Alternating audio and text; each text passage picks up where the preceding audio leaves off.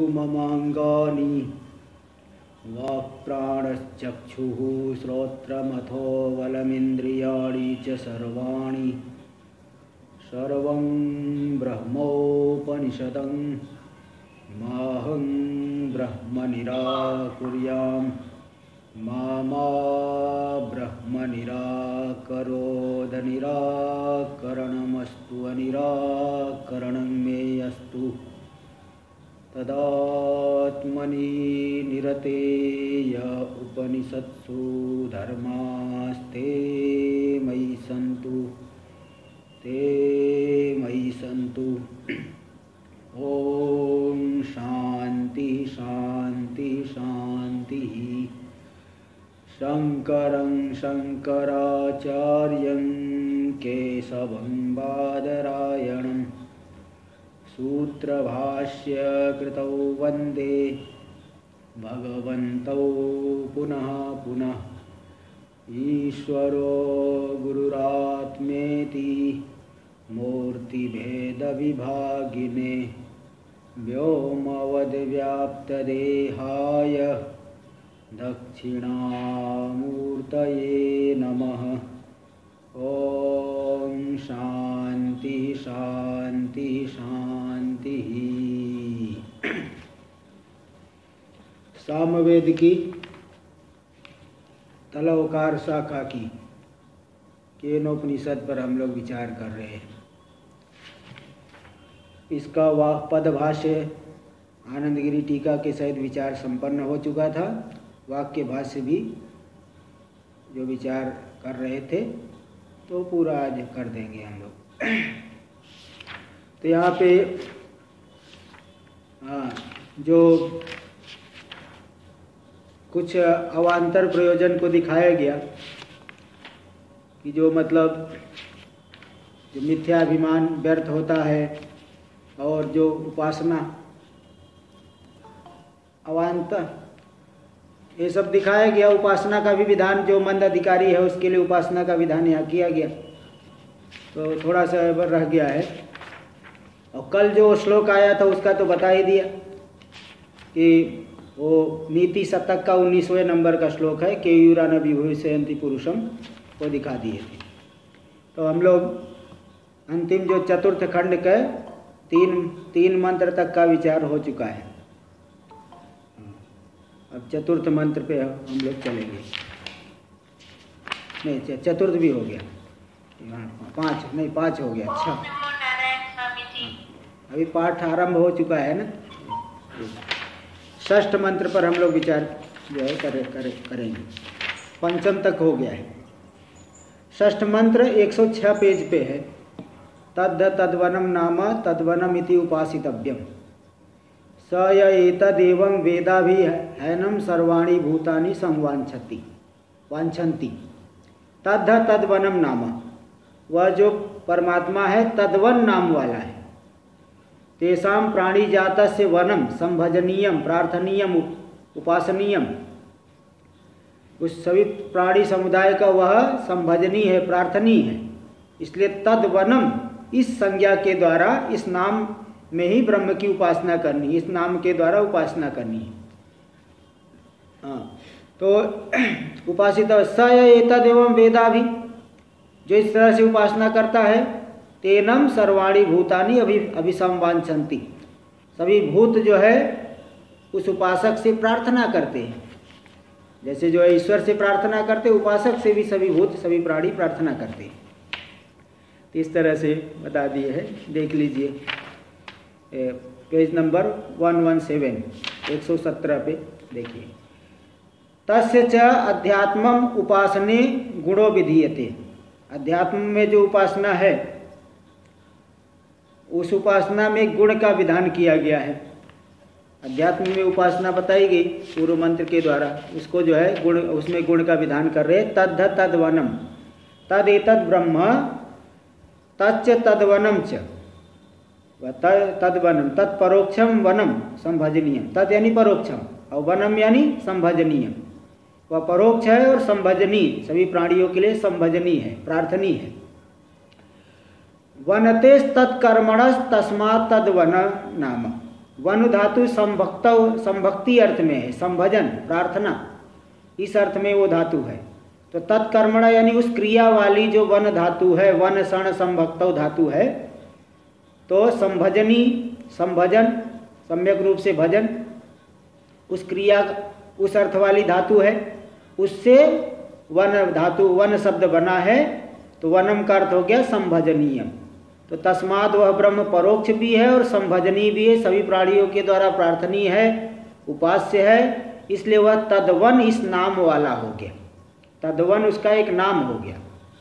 देखिए टीका में दे रहे हैं, वनतेस् तत्कर्मण इति वन संभजन इत्यस्य धातु, वन संभजने धातु है, वो संभजनार्थस्य संभजन अर्थ वाली है, सम्यक रूप से भजन प्रार्थना, जिसका भजन करते उसे प्रार्थना करते, तो संभजनी प्रार्थनी, उस अर्थ वाली धातु का ये रूप बन गया वनम। तो तत्प्रसिद्धम वनम न क्रियते इत्यर्थ, ये प्रसिद्ध वन नहीं लेना कि जहाँ से शेर बाघ आदि रहते हैं, उस वन को नहीं लेना है, बल्कि ये संभजनी इस अर्थ में वन शब्द को लेना है। वह परमात्मा प्रार्थनीय है, संभजनीय है, तो तद्वन नाम वाला है। देख लीजिए आगे भाष्य में दे रहे, ब्रह्मणो गौड़म हीदम नाम, यह ब्रह्म का परमात्मा का गौण नाम है, मुख्य नाम नहीं है, प्रसिद्ध नाम नहीं है, बल्कि योग वृत्ति से, योग वृत्ति कहते धातु प्रत्यय इत्यादि मिला करके जो शब्द बनता है ना। जैसे कोई सत्य बोलता हो तो उसके कहे सत्यवादी, वो तो प्रसिद्ध, उस प्रसिद्ध हो गया। लेकिन किसी का कोई बहुत झूठ बोलता है, वो कह दिए सत्यवादी, तो गौण नाम हो गया। और प्रसिद्ध हो गया तो मतलब क्या है, मतलब जो प्रसिद्ध हो गया है नाम, भले झूठ बोलता हो, वो तो मुख्य है, वो तो रूढ़ी कहते उसे। और जो सत्य बोलने की वजह से सत्यवादी कहा जाएगा, नाम उसका दूसरा है, उसको कहेंगे गौण नाम। तो ब्रह्म का ये गौण नाम मतलब धातु प्रत्यय को मिला करके जो अर्थ निकलता है, उस अर्थ को लेकर के जो नाम होता है वो गौण नाम होता है। देखिए इसी गौड़म हीदम नाम, देखो टीका में दे रहे, अवयव शक्ति लभ्यम न रूढ़िया समुदाय शक्तिया इत्यर्थ। अवयव शक्ति के द्वारा ये लभ्य नाम है। जैसे पाचकः लावकः, भोजन बनाने वाला, पच धातु से ड़ूल प्रत्यय हो गया, पाचकः बन जाएगा भोजन बनाने वाला। गाड़ी चलाने वाला उसे चालकः कह देंगे, लिखने वाला है तो लेखकः कह दिए। ये अवयव शक्ति के द्वारा धातु और प्रत्यय के अर्थ को लेकर के ये नाम होता है, लेखकः पाचकः। लेकिन उसका नाम कुछ दूसरा है, लेखक है उसका नाम कुछ और है, लेकिन कह देते लेखकः। इसी तरह से यह भी एक नाम है। न रूढ़िया समुदाय शक्तिया, है ना, रूढ़ी से समुदाय शक्ति से नहीं। जैसे कोई मौन नहीं, मौन तो नहीं रखा है, किंतु मौनी मौनी कह देते हैं महात्माओं को, तो प्रसिद्धि हो गई, तो रूढ़ी इसको बोलते हैं। रूढ़ी वाला जो नाम तुरंत दिमाग में आता है, इसलिए समुदाय शक्ति से। जैसे पंकज, पंकज जो है ये तो योग रूढ़ है, योग रूढ़, तो ऐसे रूढ़ मतलब प्रसिद्ध है। जैसे ब्राह्मण हो गया, गो शब्द हो गया, वो रूढ़ी है, प्रसिद्धि है। ये नहीं कि गच्छति थी गौ, ऐसा अर्थ नहीं, लेकिन जो गमन क्रिया करे वही गौ, ऐसा नहीं। तो समुदाय शक्ति से वो अर्थ निकलता है, उसको रूढ़ी कहते हैं। तो ब्रह्म का ये रूढ़ी नाम नहीं, प्रसिद्ध नाम नहीं, बल्कि अवयव शक्ति के द्वारा लभ्य हो रहा है नाम। तस्माद अनेन गुणेन तद्वनम इति उपासितव्यम, इस गुण के द्वारा तद्वनम इस नाम से उस पर ब्रह्म की उपासना करनी चाहिए।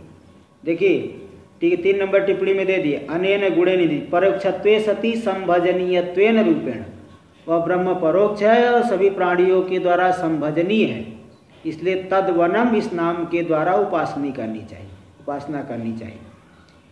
स यह कश्चिद एतद यथोक्तम एवं, यथोक्त ब्रह्म को इस प्रकार से, यथोक्तेन गुणेन उस गुण को लेकर के, तद्वनम इत्यनेन नामना, तद्वनम इस नाम के द्वारा, शब्द के द्वारा, अविधेयम ब्रह्म उपेद उपासते, अविधेय ब्रह्म को, उसका अर्थ जो है वाच्य जो ब्रह्म है उसको उपासना करते हैं, ईश्वर की उपासना करते हैं, वेद यानी उपासते। तस्य तत्फलम, क्या फल मिलेगा? सर्वाणी भूतानि एनम उपासकम अभिसंवांछन्ति, सभी के सभी प्राणी लोग इस उपासक से प्रार्थना करते हैं। अभिसम भजन्ते, सेवन्ते सेवा करते हैं।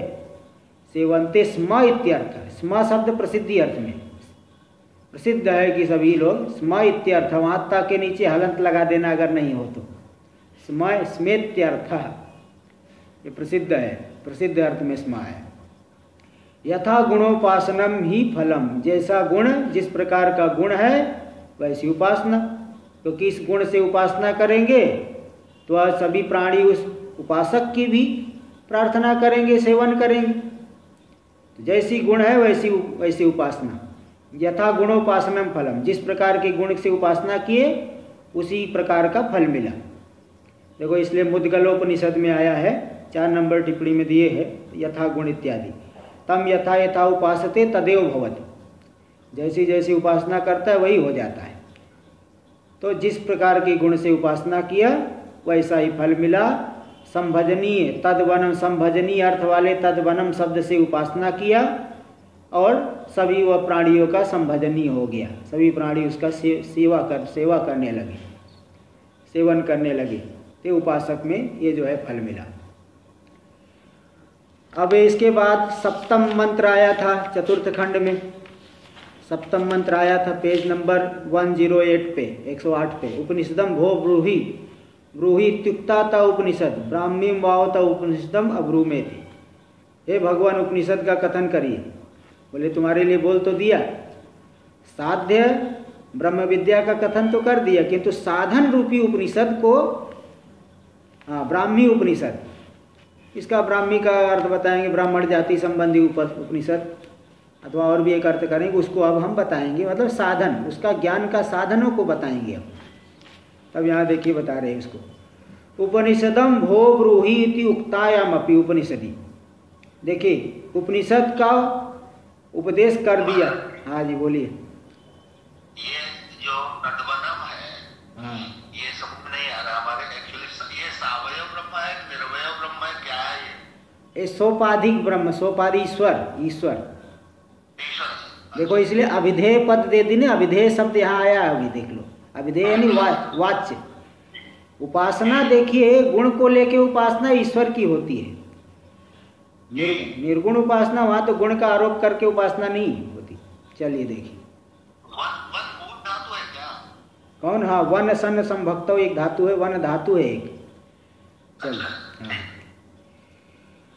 तो उपनिषद का कथन तो कर दिया आचार्य ने, फिर भी शिष्य बोल रहा है कि उपनिषदम भो ब्रूहि, उपनिषदम भो ब्रूहि इति उक्तायाम अपि उपनिषदि। उपनिषद कह दिए जाने पर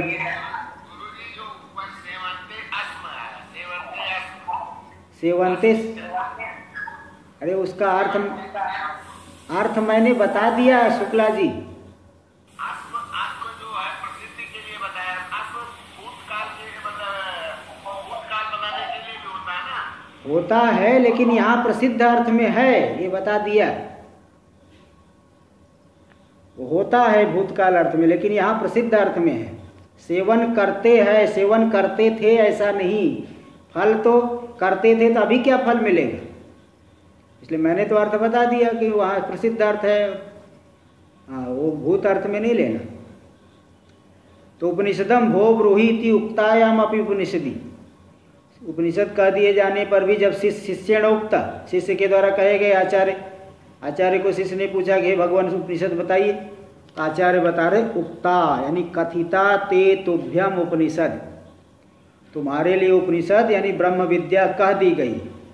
और आत्मोपासनम च, आत्मा की उपासना, ईश्वर की उपासना भी बता दी गई, सगुण की उपासना भी बता दी गई, और वास्तव में ब्रह्म विद्या भी बताई गई शुरू आरंभ के 2 खंड में। अधुना अब तुम्हारे लिए साधन रूपी विद्या को बताएंगे। ब्राह्मीम वावते तुभ्यम, ब्राह्मी ब्रह्म संबंधिनी उपनिषद बताएंगे। यानी ब्राह्मण जातेर उपनिषदम अब्रूमा वक्षामा, ब्राह्मण जाति के उपनिषद, ब्राह्मण जाति संबंधी जो है उपनिषद को बताएंगे। ब्राह्मण जाति में जो स्वाभाविक रूप से ये सब गुण होते हैं वो सब बताएंगे। तो ये हम बताएंगे। उपनिषदम अब्रूमा वक्ष्यामा, वक्ष्यामा आगे बताएंगे, वक्षति क्योंकि आगे बोलते हैं आचार्य बोलेंगे ब्राह्मी उपनिषद को। तो ब्राह्मी नोक्ता, उक्ता तो आत्मोपनिषद, आत्मविद्या तो साध्य विद्या तो बता दी गई, किंतु साधन विद्या इन साधनों के होने पर होती है वो नहीं बताई गई। इसलिए ब्राह्मी ब्राह्मण जाति संबंधी अथवा ब्रह्म संबंधिनी विद्या, अभी जो साधन विद्या वो नहीं बताई गई। देखो 2 नंबर टिप्पणी 3 नंबर टिप्पणी में दिए हैं, कुतो वक्षति इत्यतः कैसे कह रहे वक्त बताएंगे, तो ब्राह्मी नोक्ता ब्राह्मणानुष्ठे साधन विद्या यतो न अधुनावधि उक्ता, ब्राह्मण के द्वारा अनुष्ठेय जो साधन विद्या है क्योंकि अब तक नहीं बताई गई इसलिए उसको बताएंगे।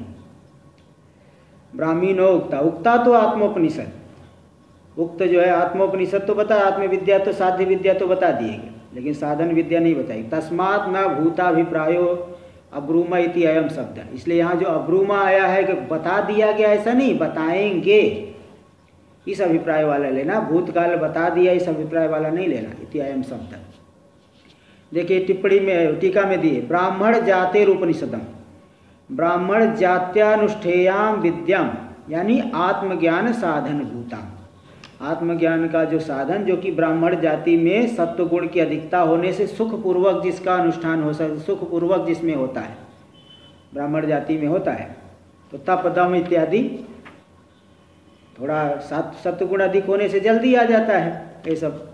तो ऐसे जो ब्राह्मण मुख्य रूप से अन्य जातियों में भी है, लेकिन ब्राह्मणों में सत्वगुण की अधिकता होने से सुखेन अनुष्ठेय है, इसलिए ऐसा शब्द बता दिया, ऐसा शब्द इस शब्द के द्वारा कहा गया। आगे अष्टम मंत्र आया है पेज नंबर 114 पे, तस्य तपोदमः कर्मेति प्रतिष्ठा, उसके लिए तप दम कर्म ये सब प्रतिष्ठा है, पाद स्थानीय है उस ब्रह्म विद्या का। और वेदा सर्वांगाणी, बाकी सब अंग है वेद, सत्यम आयतनम, सत्य उसका आयतन है। इसका देखिए भाष्य में, तस्य तस्या वक्षमाणाया उपनिषदस, वक्षमाण जो आगे कही जाएगी उपनिषद, ब्राह्मी जो उपनिषद है उसका, उसकी प्रतिष्ठा यानी आश्रय कौन है, तपो यानी तपो ब्रह्मचर्य आदि, दम उपशम तप ब्रह्मचर्य आदि जो तप है, दम उपशम इंद्रियों की जो शांति, और कर्म अग्निहोत्रादि, अग्निहोत्रादि कर्म, इत्येतानि प्रतिष्ठा आश्रय, ये सब उसकी प्रतिष्ठा है, आश्रय है। एतेषु ही सत्सु ब्राह्म्योपनिषद प्रतिष्ठिता भवति, इनके होने पर ब्रह्म संबंधी उपनिषद प्रतिष्ठित हो जाती है। वेदास चत्वारो अंगानी च सर्वाणि, चारों वेद और सभी अंग ये भी प्रतिष्ठा ही है, प्रतिष्ठा इति अनुवर्तते, ये सब प्रतिष्ठा है। अच्छा देखिए यहाँ पे ब्रह्म इति वेद, यहाँ पे जो है ना ब्रह्म इति वेद, ब्रह्म शब्द से यहाँ वेद को लेना, और तदमूलत्वात् तदाश्रया, वेद अच्छा वो आगे आ रहा है, प्रतिष्ठा ब्रह्माश्रया ही विद्या, ये विद्या जो है वेद में आश्रित है, वेद मूलक है, तो ब्रह्म इति वेद तन्मूलत्वात् तदाश्रया, ब्रह्म शब्द से वेद को लीजिए और ब्रह्म में आश्रित है मतलब ब्रह्म मूलक है विद्या, ते प्रतिष्ठा। तपोदमा कर्मेति प्रतिष्ठा, तो प्रतिष्ठा हो गई। सत्यम यानी यथाभूत वचनम, जो जैसा है वैसे ही बताना, ये सत्य है। यथाभूत वचनम अपीड़ाकरम, जो दूसरे प्राणी को पीड़ा भी न पहुँचाए, इसलिए आया है कि प्रियम सत्यम ब्रूयात, प्रियम ब्रूयात, ब्रूयात माँ ब्रूयात सत्यम अप्रियम, प्रियम च नानृतम ब्रूयात एष धर्म सनातन, सत्य बोलिए, सत्य बोलो, प्रिय को बोलो, माँ ब्रूयात सत्यम अप्रियम, ऐसा सत्य भी मत बोलो कि अन्य प्राणी को कष्ट हो, और प्रिय भी ऐसा नहीं बोलना है कि झूठा हो, दूसरे को जो है थोड़ा सा प्रसन्न करने के लिए झूठी वाणी बोलने लग गए, वो ऐसा भी नहीं करना है। तो यथाभूत वचनम अपीड़ाकरम, जो अन्य को पीड़ा करने वाला नहीं, वही आयतन है, निवास है, यह जो है ज्ञान विद्या का निवास है। क्योंकि सत्य वत्सु ही सर्वम यथोक्तम आयतन एव अवस्थितम, सत्य वाले में ही सभी ये साधन, सर्वम का 1 नंबर टिप्पणी में दे दिए। सर्वम यथोक्तमिति आत्मज्ञानम आत्मोपासनम च तपः प्रभृत्यपि। आत्मज्ञान, आत्मोपासन और तप इत्यादि भी ये सभी के सभी सत्यवादी में ही स्थित होते हैं। इसलिए तुलसीदास जी ने भी नहीं असत्य सम पातक पुंजा गिरिशम होए की कोटि के गुंजा ऐसा बता दी कि जो असत्य के बराबर कोई पातक नहीं है, पातक पुंज नहीं है, क्योंकि असत्य बोलना ये पहाड़ के बराबर पाप है और बाकी संसार के सभी पाप छोटे छोटे एकदम गुंजा फल के समान। गुंजा फल एक छोटा सा होता है, तो बाकी सब दुनिया के पाप तो गुंजा फल के समान है और असत्य बोलना पर्वत के समान है। तो करोड़ों गुंजा मिल करके पर्वत की बराबरी नहीं कर सकते। इसी तरह झूठ बोलने वाले का पाप जो है सबसे बड़ा होता है। इसलिए सत्य और जिसके अंदर सत्य प्रतिष्ठित है उसी को आत्मज्ञान प्राप्त होगा, वही आत्म उपासना कर सकता है, तप आदि भी उसी में आएगा। इसलिए सत्य जो है वह आयतन स्थानीय हो गया, सबका आश्रय हो गया। सत्यवत्सु ही सर्वम यथोक्तम आयतनम यो अवस्थितम, आयतन के समान अवस्थित है। अंतिम मंत्र ये तो पिछले पृष्ठ पे, यो वा एतामेव वेदापहत्य, जो इस ब्रह्म विद्या को जान लेता है, ब्रह्म ज्ञान की प्राप्ति करता है।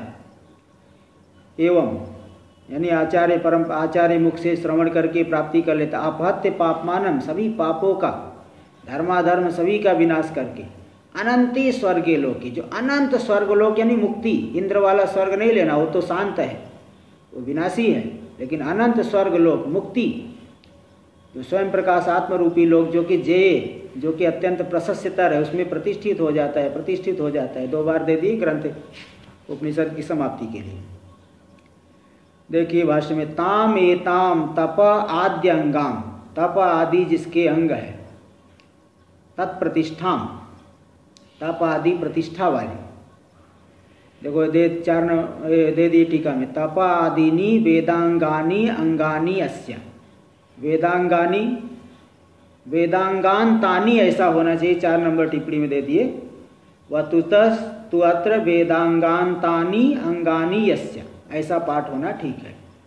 तो तप आदिनी, तप आदि से लेकर के वेदांत, वेदांग जो 6 वेदांग जिसके अंत में है, ऐसे अंग वाली ये ब्राह्मी उपनिषद, इनके द्वारा प्रतिष्ठित होने वाली ब्राह्मी उपनिषद को सायतन, आयतन सायतनाम, आयतन यानी सत्य, सत्य आयतन है उसका, उस उपनिषद को जो कि आत्मज्ञान हेतु भूताम, मुख्य जो ब्रह्म ज्ञान है उसकी हेतु भूत है, साधन विद्या रूप है। एवं यथावद यो वेद, जो ठीक ढंग से अपने अंदर लाता है, इन साधनों को लाएगा। अनुवर्तते, वेद ने अनुवर्तते अनुतिष्ठति, अनुष्ठान करता है, अपने अंदर लाता है। तस्य एतत् फलम, तो क्रम से वह फिर बाद में ब्रह्म ज्ञान की प्राप्ति करके मुक्ति की प्राप्ति कर लेगा। तापहत्य पापमानम, सभी पापों को छीड़ करके, अपक्षय्य धर्माधर्मो, धर्म भी पाप ही है क्योंकि वह भी शरीर आदि की प्राप्ति कराता है। ब्रह्म ज्ञान की अपेक्षा से तो धर्म भी पाप ही है।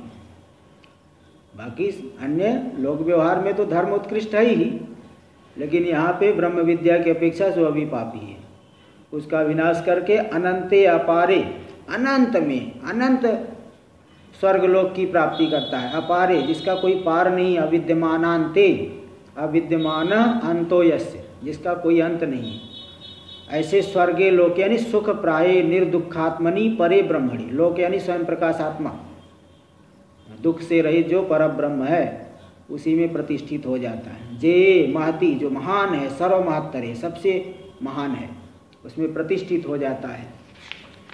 सर्व वेदांत वेद्यम ब्रह्मात्मत्वेन अवगम्य, संपूर्ण वेदांतों के द्वारा जो वेद्य है ब्रह्म, उस ब्रह्म को आत्म रूप से जान करके तदेव ब्रह्म प्रतिपद्यते इत्यर्थ, उसी ब्रह्म भाव की प्राप्ति कर लेते। ब्रह्म वेद ब्रह्मयो भवति, ब्रह्म को जानने वाले ब्रह्म ही हो जाते हैं।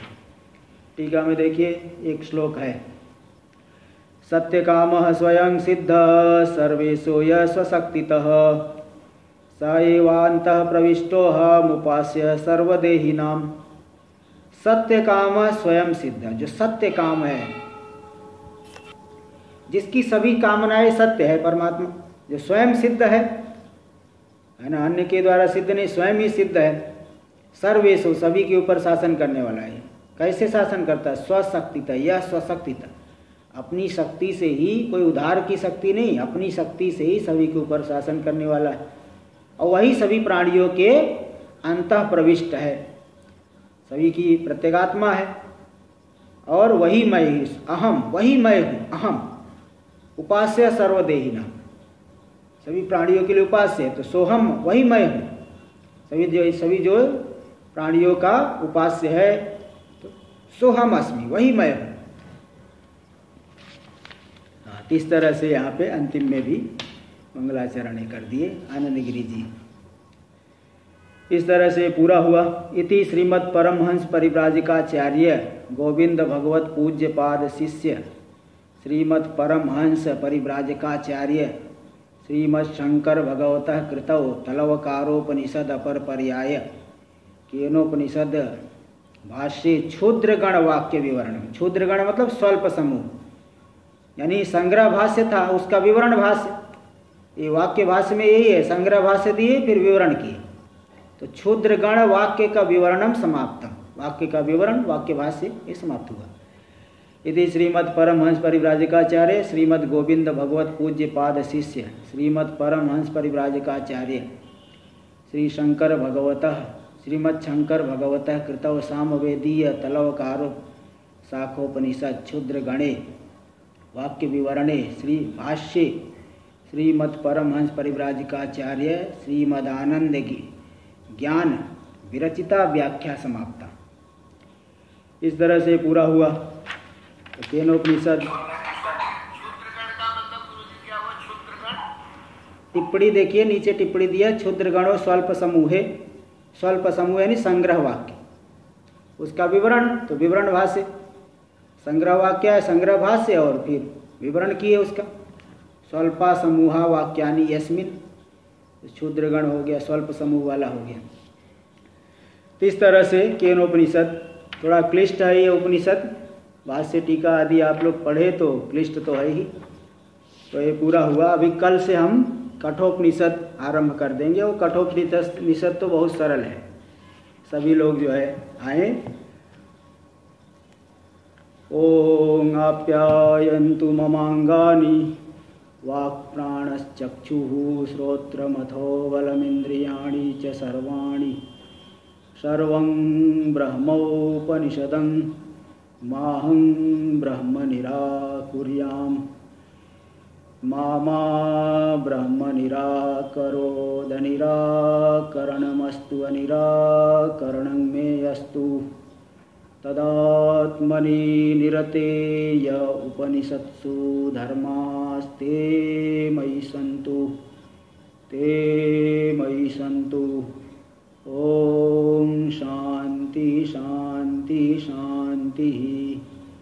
शंकरं शंकराचार्यं केशवं बादरायणं सूत्रभाष्य कृतौ वंदे भगवन्तौ पुनः पुनः। ईश्वरो गुरुरात्मेति मूर्तिभेदविभागिने व्योमवद्व्याप्तदेहाय दक्षिणामूर्तये नमः। ओम शांति शांति शांति।